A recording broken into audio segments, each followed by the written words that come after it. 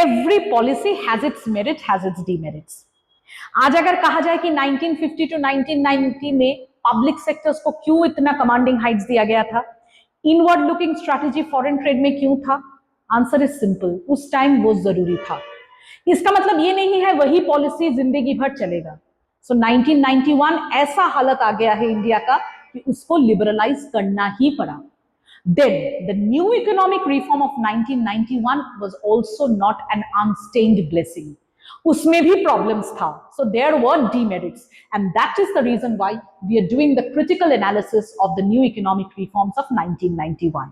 We are doing it under various heads. कैसे heads में? Industrial performance, agriculture, social justice and disinvestment. ये जो इतना disinvestment हुआ, public sector units को बेच दिया गया. So why? Let's see what happened as a result. Industrial performance. Very, very surprisingly, there was slowdown in the industrial progress.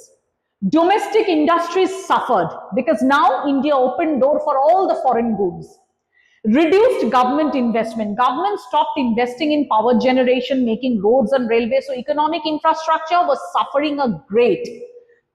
Foreign countries kept the tariff barriers. That is the saddest part of the story. That we have removed all our tariffs and quotas and everything, but the foreign countries maintained it. And as a result, India's, specifically textile industry again suffered because United States and Europe, they had actually put restriction on 21 fibers of India's textile, which was much later under the agreement of multi-fiber agreement. Europe allowed all the fabrics to go in, but United States allowed only few fabrics to be actually exported in the United States from India. Next is agriculture, reduced investment in irrigation. Again, government stopped investing in the irrigation, power generation, rural electrification.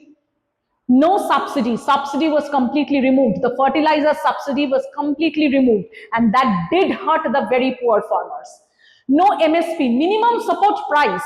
Government actually reduced drastically the minimum support price, which again caused a great distress to the farmers in India. And there was no import duty on agricultural produce. Can you imagine India being an agricultural country primarily? अगर उससे उस देश में अगर import of agricultural commodities आने लगता है ज्यादा से ज्यादा, तो 65% ऑफ द पॉपुलेशन जो कि अभी भी एग्रीकल्चर में है वो कहां जाएगा?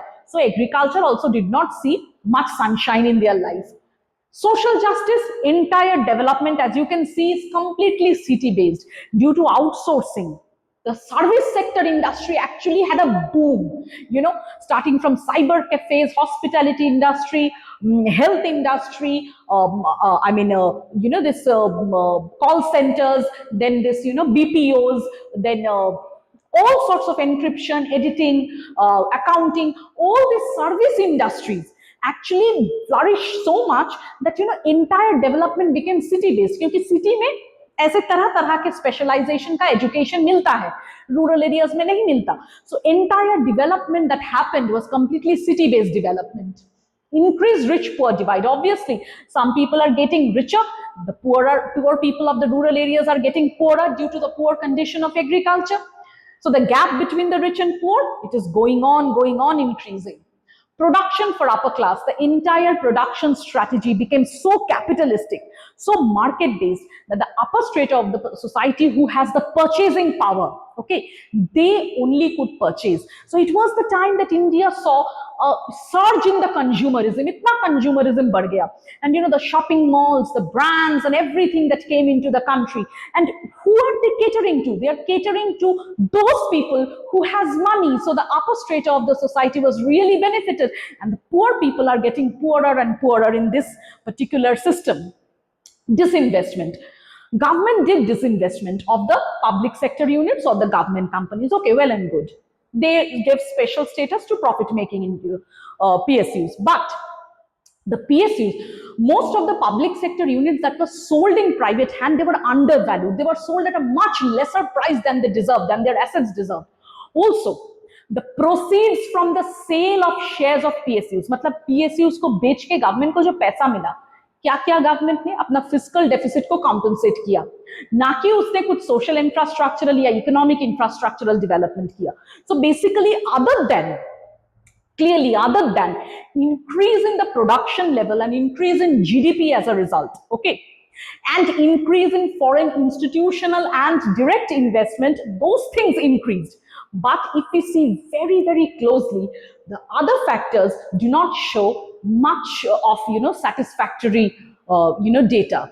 That is it with new economic reforms 1991, children. So DM me for the free PDF. I will be sending you all the, specifically, the comparison of industry, agriculture, and foreign trade of pre-independence period, post-independence 1950 to 1990, and after the reforms of 1991.